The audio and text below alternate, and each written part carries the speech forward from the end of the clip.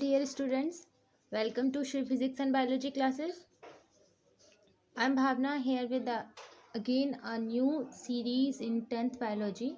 Chapter is the same, life processes, and topic is transportation in plants and excretion both in animals and plants. So our topic, transportation in plants.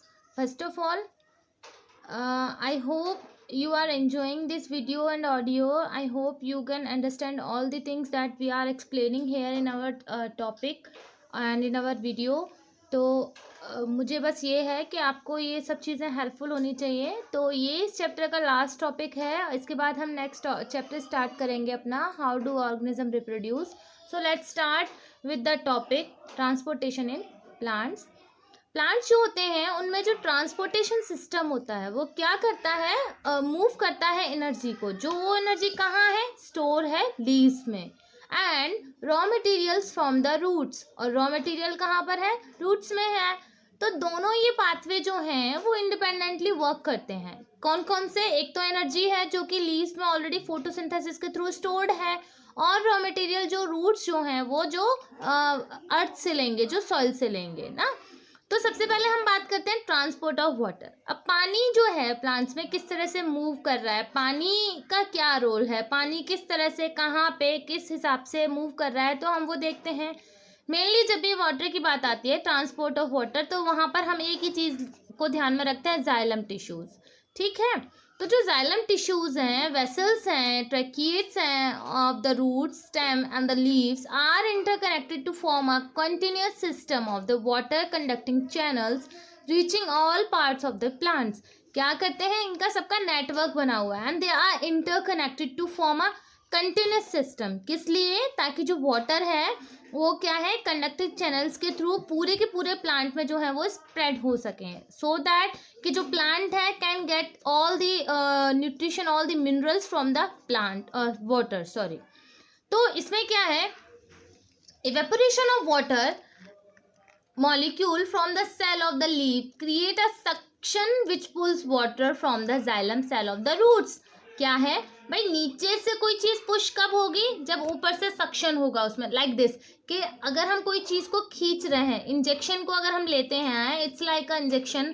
तो जब हम injection को push करके ऊपर को खींचते हैं तो क्या हो रहा है, सक्शन क्रिएट हो रहा है. सक्शन क्रिएट होने से क्या हो रहा है, वो नीचे जिस भी बॉटल में मेडिसिन है या वाटर है या अल्कोहल है वटेवर, वो उसको खींचना शुरू करता है, सो दैट कि जो नीचे पानी है उस बॉटल में वो उस इंजेक्शन के अंदर आ जाता है. सेम केस में ये जो जाइलम टिश्यूज हैं ये वर्क करते हैं. ये इवेपोरेशन जब प्रोसेस हो रहा है, इवेपोरेट हो रहा है पानी, तो जो इनके जो जाइलम टिश्यूज हैं, जो ट्रैकिएट्स हैं, वो सक्शन प्रेशर जो है वो उस प्रेशर से पानी को ज़मीन में से खींचते हैं. और इस तरह से जो पानी का जो साइकिल है और जो बैलेंस है वो बना रहता है प्लांट्स में. एक हमारे पास आता है loss of water in form of water vapour from the aerial parts of the plant is called transpiration. Transpiration क्या है, पानी का जो लॉस हो रहा है वाटर वेपर्स की फॉर्म में from the aerial part of the plant. Aerial part की बात हम कर रहे हैं तो इसमें लीव्स के साथ में स्टेम भी आती हैं ना. एरियल पार्ट्स में हम खाली ट्रांसपीरेशन को बहुत सारे केसेस में बच्चे हैं वो सोचते हैं कि ट्रांसपीरेशन केवल लीव्स से ही होता है, बट ऐसा नहीं है. लीव्स के साथ साथ में स्टेम में भी स्टोमेटा पाए जाते हैं, तो वहाँ पर भी जो लॉस ऑफ वाटर हो रहा है, ट्रांसपीरेशन का जो प्रोसेस हो रहा है वो वहाँ से भी हो रहा है. ठीक. अब हम देख लेते हैं transport of food and other substance. पानी की बात हो गई जाइलम टिश्यूज के थ्रू. अब हम बात कर रहे हैं फूड की और साथ में जो अदर सब्सटेंसेस हैं उनकी. तो the process of movement of products of metabolic process, particularly photosynthesis.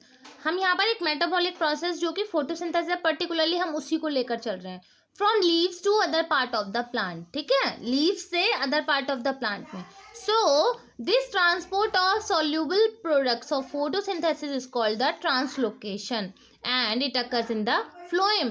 तो आपको सीधी सी बात याद रखने की है कि जब हम बात कर रहे हैं ट्रांसलोकेशन की, ठीक है, जब हम देखते हैं कि भाई ट्रांसलोकेशन का एक टर्म आ रहा है हमारे पास, ट्रांसलोकेशन, तो that is related to the phloem.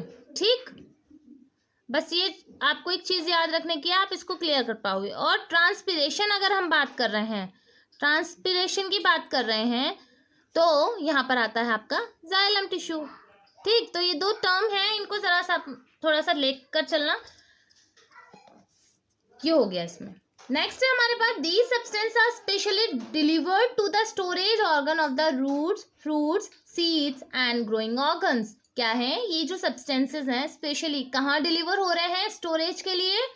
Delivered to storage organs of the roots, roots में स्टोर हो जाएगा, फ्रूट्स में स्टोर हो जाएगा, सीड्स में और ग्रोइंग ऑर्गन्स में। हम बात किसकी कर रहे हैं? सॉल्युबल प्रोडक्ट्स ऑफ फोटोसिंथेसिस, मतलब जो स्टार्च है या ग्लूकोज है या जो भी फूड जो बनाया है फोटोसिंथेसिस के दौरान, या तो वो रूट्स में स्टोर है, तो कई बार हम रूट भी एडिबल होते हैं हमारे लिए, फ्रूट्स भी कई बार एडिबल होते हैं, all fruits are not edible, seeds हैं एडिबल होते हैं। तो हम वो जो प्रोडक्ट हैं जो प्लांट्स अपने लिए ले रहे हैं उसको हम अपने लिए nutritive, because they are nutritive, तो हम उनको यूज कर लेते हैं। ठीक है। Translocation of food and other substances take place in the sieve tubes. कहाँ हो रहा है ट्रांसलोकेशन जो हो रहा है फूड का और अदर सब्सटेंसेस का? सीव ट्यूब्स में हो रहा है। और किसकी हेल्प से हो रहा है? वो कैम्पेनियन सेल्स की हेल्प से हो रहा है, दोनों, अपवर्ड डायरेक्शन में भी और डाउनवर्ड डायरेक्शन में भी। अब बात कर रहे हैं हम अपवर्ड डायरेक्शन और डाउनवर्ड डायरेक्शन में। देखिए हम बात कर रहे थे जाइलम में, ठीक, और जाइलम में हमने लिया था रूट वाटर। ठीक, वाटर कहाँ से आ रहा है? रूट से आ रहा है। तो ये मूवमेंट क्या हो रहा है? फ्रॉम अपवर्ड, ये हो गया अपवर्ड मूवमेंट आपका। नेक्स्ट हम लेते हैं फ्लोएम। ये कहाँ हो रहा है? स्पेशली लीव्स में और अदर ऑर्गन्स में हो रहा है ना, स्पेशली हम इसको लीव्स में ही लेकर चल रहे हैं। ठीक है, और इसमें क्या है? वाटर, इसमें वाटर था, इसमें क्या है? फूड है। और ये कहाँ हो रहा है? ये सारे डायरेक्शन में हो रहा है, डाउनवर्ड भी हो रहा है, अपवर्ड भी हो रहा है, लेफ्ट भी हो रहा है, राइट भी हो रहा है, हर तरफ पौधे में, मतलब ऑल इन ऑल डायरेक्शन हो रहा है। ठीक, तो अब ये जो बात हो रही है both in upward and downward direction, जैसे कि आपकी लीफ है ना, लीफ ने खाना बनाया तो वो ग्रोइंग बर्ड्स जो हैं ऊपर जो पौधे में निकल रही हैं उनको भी दे रही है, यानी कि अपवर्ड हो गया। Up to the root, plant की जो रूट है वहां तक भी ये पहुंचा रहा है फूड को, तो क्या हो गया? ये जो सीव ट्यूब हैं, जो कंपेनियन सेल्स हैं, ये अपवर्ड भी देंगी और डाउनवर्ड भी देंगी। सो ट्रांसलोकेशन जो होता है सब्सटेंस का वो सीव ट्यूब में डाउनवर्ड और अपवर्ड बोथ डायरेक्शंस में होता है। So let's take the next topic, that is excretion. अब पहले बात कर लेते हैं हम एक्सक्रीशन की। एक्सक्रीशन होता क्या है? वेस्ट मटेरियल है, ह्यूमन है, एनिमल है, प्लांट्स है, सबको एक्सक्रीट करने की ज़रूरत है। हमें ऐसा नहीं है कि सारा का सारा जो भी खा रहे हैं या जो भी हम डाइजेस्ट कर रहे हैं वो सारा का सारा यूटिलाइज हो जा रहा है या पूरा यूज़ हो जा रहा है, ऐसा नहीं है। एक्सक्रीशन में हमें वेस्ट मटेरियल को एक्सपेल आउट करना ही होता है। तो अगर हम ह्यूमन की बात करते हैं तो इसमें क्या है? एक्सक्रीटरी सिस्टम जो है उसमें क्या है? A pair of kidneys, a pair of ureters and the urinary bladder and a urethra. ये जो चीज़ है ह्यूमन एक्सक्रीटरी सिस्टम को बनाती हैं। यूरिन जो है किडनी में प्रोड्यूस होता है, जो कि यूरेटर्स के थ्रू पास होता है इनटू द यूरिनरी ब्लैडर। वो कहाँ आता है? यूरेटर्स के थ्रू यूरिनरी ब्लैडर में आता है, जहाँ पर ये टेम्परली स्टोर होता है। अब यूरिनरी ब्लैडर में वो टेम्परली स्टोर्ड होता है until it is release through the urethra. और कब तक स्टोर्ड रहेगा? तब तक जब तक उसको एक्सपेल आउट करने के लिए अर्ज नहीं होंगे, तब तक कि वो स्टोर्ड रहेगा, और वो रिलीज होता है यूरेथ्रा के थ्रू। यूरिन एक्चुअल में क्या है? Is a filter out waste from the blood. Urine क्या है भाई? ब्लड ने जो फिल्टर किया है, ब्लड से वेस्ट जो है जिसके अंदर just as CO2 is release in lung, जैसे कि CO2 लंग्स में रिलीज होती है, उसी तरह यूरिन जो होता है वो ब्लड में रिलीज हो रहा है, फिल्टर आउट हो रहा है as a excretory waste, same as urea. Uric acid are remove from blood in the kidneys. जैसे यूरिया रिमूव हो रहा है उसी तरह यूरिक एसिड भी रिमूव हो रहा है ब्लड में, ब्लड से किडनी में। अब मैं आपको यहाँ पर एक छोटी सी चीज़ बता देती हूँ, वैसे है नहीं है आपके में, पर फिर भी बता देती हूँ। जो यूरिक एसिड होता है वो मेनली जो बर्ड्स होती हैं, एवीज जो ग्रुप के जो एनिमल्स होते हैं उनमें मोस्टली एक्सक्रीटरी प्रोडक्ट जो होता है वो यूरिक एसिड होता है।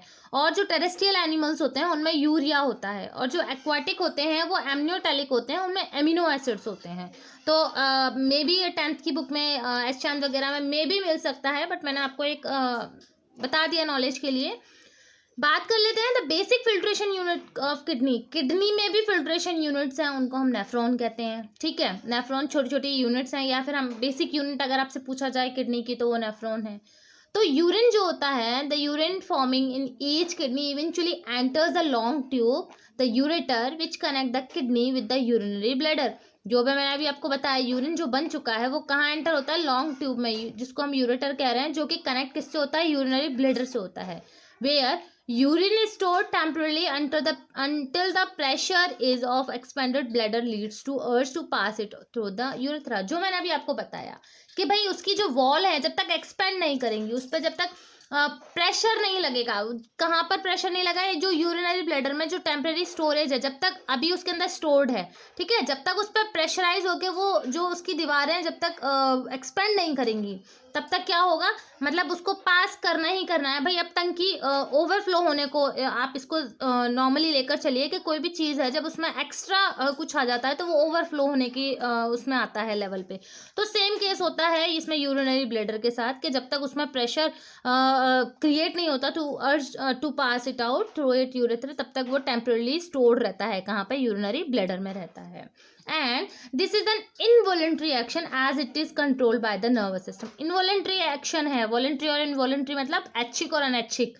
तो ये इनवॉलेंट्री एक्शन होता है जो कि किसके द्वारा कंट्रोल किया जाता है, नर्वस सिस्टम के द्वारा कंट्रोल। हमारी इच्छा नहीं है भाई अब किसी को अर्ज करना है, या किसी का यूरिनरी जो ब्लैडर है वो टेम्परली बिल्कुल फुल हो चुका है, अब नहीं है हमारी इच्छा हम ना जाएं, तो फिर क्या होगा, ये वॉलेंट्री एक्शन नहीं है, ये इनवॉलेंट्री एक्शन है कि भाई नर्वस सिस्टम ने सिग्नल दे चुका है कि आपका यूरिनरी ब्लैडर जो है वो ओवर हो चुका है, फिल हो चुका है, अब उसको वेस्ट को आपको निकालना है। So it is controlled by the nervous system. और वॉलेंट्री इच्छाएं कैसी होती हैं कि भाई हमें किसी चीज़ की इच्छा हो रही है तो हम उस चीज़ को करेंगे, और हमारी इच्छा नहीं हो रही है तो हम उस चीज़ को नहीं करेंगे, सिंपल। प्लांट्स में देख लेते हैं। प्लांट्स में थोड़ा डिफरेंट सिस्टम होता है एनिमल से। O2 itself is a waste product as it is produced by the result of photosynthesis, but plants deal with the both O2 and CO2। ठीक है, यहाँ पर क्या है, O2 भी इसके लिए वेस्ट प्रोडक्ट का काम करती है। कभी ऑक्सीजन को रिलीज कर रहे हैं, ऑक्सीजन को कब रिलीज कर रहे हैं, डे टाइम में रिलीज कर रहे हैं, तब रिलीज कर दे रहे हैं बाहर को, एक्सपेल आउट कर रहे हैं, that means a waste product जिसको हम यूटिलाइज कर रहे हैं रेस्पिरेशन के लिए। ठीक है, और नाइट टाइम में क्या कर रहे हैं, CO2 एक्सपेल आउट कर रहे हैं। तो इनके लिए तो वो से तो दोनों से ही डील करना है एज अ वेस्ट प्रोडक्ट, चाहे वो O2 को लेकर चलो चाहे आप CO2 को लेकर चलो, जबकि एनिमल्स में ऐसा नहीं है। So they can get rid of excess water by the transpiration. Plants को एक्सेस वाटर से गेट रिड ऑफ होना है, मतलब बाहर निकालना है, तो वो क्या है, ट्रांसपीरेशन है। बहुत सारे प्लांट्स में हमने देखा है, in many plants waste products are stored in vacuoles. जो वेस्ट प्रोडक्ट होता है वो किसमें स्टोर्ड हो जाते हैं, वैक्यूल्स। वैक्यूल्स क्या है, सिंपली एक सैक लाइक स्ट्रक्चर होता है, इट्स लाइक दिस, एक सैक लाइक स्ट्रक्चर होता है, और इसके अंदर जो है वेस्ट जो है वो प्रोडक्ट स्टोर्ड हो जाते हैं। वो क्या होता है, जब तक स्टोर्ड रहते हैं, जब तक कि इनको पंचर्ड ना किया जाए, या जब तक इन पर कोई कट, या फिर जब तक इनको डैमेज ना किया जाए, डैमेज बोलो आप इसको, पंचर्ड बोलो आप इसको, या फिर इसको इंजर्ड बोलो आप इसको, तब तक ये क्या है, ये वैक्यूल जो होता है वो ये बस्ट आउट नहीं होते है ना। तो बहुत सारे प्लांट जो होते हैं उनमें क्या है, स्टोर्ड होते हैं in vacuole. Other waste product are stored as resin. अब कुछ वेस्ट प्रोडक्ट कैसे होते हैं, रेजिन्स के जैसे होते हैं, या gums, specially on old xylem. Resins क्या होते हैं, रेजिन्स प्लांट का ही एक प्रोडक्ट है जिसको हम प्रिजर्वेटिव के बतौर भी यूज़ कर लेते हैं, या बहुत सारे प्रोडक्ट्स बनाने में भी रेजिन्स का यूज़ होता है। गम है, गम भी हमें प्लांट से मिलता है। ये कहाँ पाए जाते हैं, ओल्ड जाइलम टिश्यूज़ में पाए जाते हैं प्लांट्स के में। काफ़ी पुराना जब पेड़ हो जाता है तो ओल्ड जाइलम टिश्यूज़ में ये क्रिएट होना शुरू हो जाता है as a waste product. Plants also excrete some waste substance into the soil around them. और कुछ वो एक्सक्रीट आसपास, अपनी सॉइल के आसपास भी एक्सक्रीट आउट करते रहते हैं। तो ये आपका जो चैप्टर था एक्सक्रीशन, सॉरी ये लाइफ प्रोसेसेस, इसमें मैंने आपको सारे जो टॉपिक्स थे वो कवर करवाए। NCERT के ही थ्रू आपको बताया है मैंने सारा, इसमें मैंने किसी और बुक की हेल्प नहीं ली है, because NCERT is really very helpful book. तो आप NCERT से भी इन नोट्स को या इन ऑडियो वीडियोज़ को आप कनेक्ट करके और भी समझ सकते हैं। बाकी अगर आपकी और भी कोई क्वेरीज हैं, कोई क्वेश्चंस हैं, तो आप कमेंट बॉक्स में कमेंट कर सकते हैं। आई होप आपको ये वीडियो बहुत पसंद आई होगी, तो प्लीज़ इसको लाइक एंड शेयर करें और सब्सक्राइब ज़रूर करें इस चैनल को, and press the bell icon button. Thank you so much.